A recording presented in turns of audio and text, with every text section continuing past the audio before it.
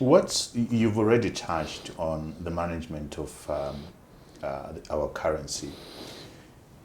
My sense is that the Dutch auction system had potential, but its potential has been eroded by what's happening right now. I think as you and I sit here, when it started, I think $1 was 80 RTGS when the Dutch auction started.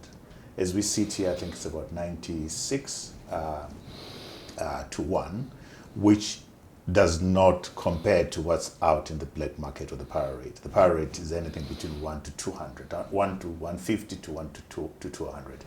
Am I right that the Dutch auction floor is not working? It's technically not an auction.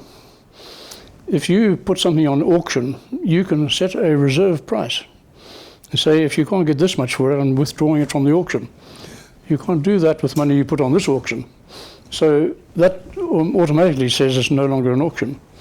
But if you go to that auction and say, I'm going to bid 110, your bid will be disqualified.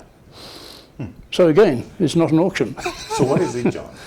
Well, it's an allocation mechanism, and it is working better than what we had before, but it's still not as good as a set exchange rate where you pay the same amount to buy as you would get if you sold foreign currency. And that's what you need. If you look up the exchange rate of, say, the euro against the US dollar today, you'd find you can buy the euro and you can sell the euro at almost the same rate. There's a 0.5% gap difference for the exchange commission for the banks. But that 0.5% is nothing. We've got a 100% gap, and that is very, very damaging. But it allows those people who say, through arbitrage, I've made more profit than I could ever have made if I'd started a business, and so I'm going to carry on doing this.